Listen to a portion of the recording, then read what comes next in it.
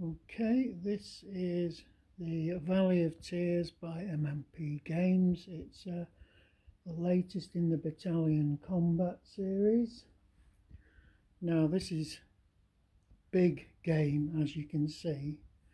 We've got a table here which is 9 feet by 4 feet, which is capable of covering both fronts. We've got the Sinai front, which is the triple map section here, going all the way down there, and then we've got the Golan Heights, which is a much smaller front, over to the far end of the table.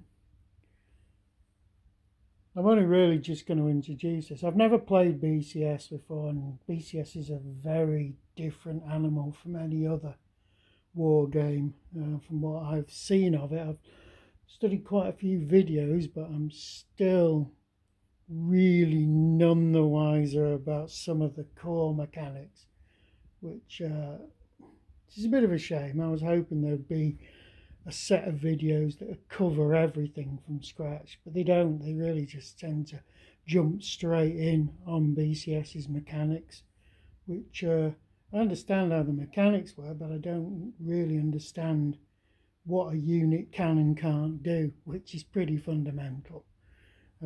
So I'm going to have to do a lot more reading on that. If we look at the game itself, I'll make one complaint about it. Get this over with first. Is the booklet I received goes from page 4 to page 9. Okay, and then a bit further on we get page 9 again. So there's a load of duplicate pages. There's 4 sets of there's actually 8 pages missing and 8 pages duplicated. Now luckily enough, MMP are one of those companies that allows you to download the scenarios and special rules. Some companies won't let you do that, and if that had been the case with this, I would have had to send off to get it. So what I'm going to do is just print off the missing pages, but it's a bit pathetic, to be quite honest. And people who've watched my videos recently have probably noticed I've had quite a few problems with games in the last year. This is certainly about the 4th game I've had an issue with this year, which is it's just not good enough. Anyway, apart from that, the maps are great. Some people aren't too keen on the way the numbers are only done certain ways. Now this isn't a real problem on this map because it's not really a very heavy map terrain wise, so I haven't found it an issue, but I found it on very busy maps like some of the Civil War ones. It can be really difficult to work out where you are in terms of hexes, but that's not a case for this game. The maps are glossy finish, which I'm not a massive fan of glossy finish. And one thing I will say about these MMP maps, if you blue tack like I do to make my games cat proof, you will, unless you're very careful and use fresh blue tack, you will end up with oily marks from the blue tack getting onto the map. Now that usually only occurs if a counter stays in the same place for a long time, but it's worth remembering. The counters themselves are fine. They're a bit hard to read, but I managed. I didn't have to break out the trusty magnifying glass to read the unit identification numbers, which are important when you're setting up. What else would I say?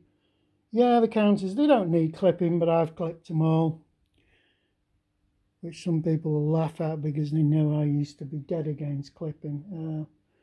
It's not an onerous game to set up or to clip, particularly because the Israelis are taken totally by surprise here. They really, you just wonder what on earth they were doing. Now I know the Egyptians were constantly doing canal crossing exercises, so it wasn't unusual for them to have large part of their army actually along the canal zone. So and they didn't mobilise all their deep mechanised forces, so that probably helped confuse the Israelis. They're thinking that if they were going to go for an attack, they'd have mobilised the whole lot, but they didn't. They've got some mechanised divisions on here only partially mobilised, so they're not really effective as formations, like the 6th mechanised there. There's another mechanised division that's in the same state somewhere, he said glibly. I can't find it, but there's another mechanised division much in the same state. It's not ready to fight. Now, if we go over to the Golan Heights, the Israelis got quite a few units here. The Syrian army, I don't know what the Syrians are doing here. They're deployed far too deep. If they're going to launch a surprise attack, these units need to be right up close to the front. Now, I know it's difficult in the Golan Heights because the Israelis are looking down on you from over here. They can see what on earth's going on down here. But yeah, again, I know the Syrians were doing exercises where they'd come out and then they'd go back. And this time they sort of came out of their positions and didn't go back. But I don't think the Syrians have really positioned themselves correctly for a knockout blow. But oddly enough, this was the front where they could have got the knockout blow. They could have reached the Jordan River bridges on the first night, but 2 mechanised brigades who were very close to the bridges both decided to pack up and have a cup of tea or something instead of motoring onto the bridges. I think they were convinced that the Israelis couldn't mobilise their reserves in the time that they did, mainly because the Israelis, they just sent units piecemeal. Anyone who arrived, tanks and things, they didn't properly arm the tanks, they didn't calibrate the gun sights and things. They were just sending units in as fast as they could, and that took the Syrians by surprise. They weren't ready for the speed of the Israeli defence. In terms of Sinai, you've got the Bar-Lev line here, which is effectively just a tripwire. It's just there to hold up stuff in time for the Israeli army to appear. They've not got a lot of assets in place. They were dependent on their air force really to even up any battle of units if the enemy had crossed the canal. Unfortunately, they didn't think about the effects of SAM batteries, which came as a complete shock to them. Also, they didn't anticipate the use of wire-guided anti-tank missiles like the Saga 3, which caused terrible casualties on the Israeli armour early on in the battle. So, anything else? Player aids look fine. Yeah, quite a lot of player aids, but nothing too drastic about that. The game doesn't come with any trays, but it's in a big box, so there's plenty of room to put trays in there. There's one unit I can't find, which is a static Arab unit, so I can't imagine it's going to be particularly powerful. There's Yamak Brigade. I better check to see if that's some sort of errata. Apart from that, everything else was easy to find. And I'd say the setup wasn't difficult. I'm going to make a quick comparison between this game and Bar-Lev, which is one you might have seen me play, and I didn't like that at all. We don't have the ridiculous 10-15 counter stacks that Bar-Lev had.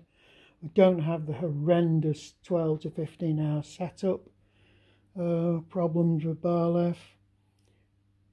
This, this system seems to be consistent, that you're dealing with divisions and battalions. You might be dealing with the odd company here and there.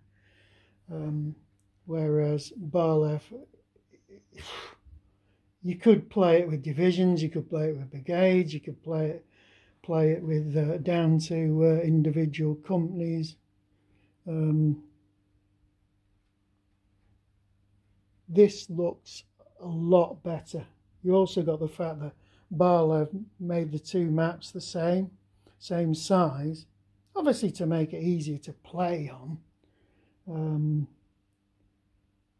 Whereas this is a huge footprint of a game. But the fact that you had one map totally different scale and another map, the other map was much, well, they were the same size but totally different scales. It was just confusing. Didn't like it at all. Another thing that Barlev does that this doesn't do, that sort of gave you the ability to completely change the way the Israelis reacted to this war, whereas this doesn't. You pretty much got fixed reinforcements, as far as I can see. I might be wrong about that. It doesn't seem to offer all that scope of just messing around, moving units from front to front. Considering this war was fought over a couple of weeks, yeah, you can move stuff fast, but you're wasting time, and time early on in this game is absolutely critical for the Israelis. Okay, there we have it. BCS, so this is going to take me quite a while to get used to this. I'll probably play a couple of division activations on the Syrian front just to get a hang of the game and then reset it.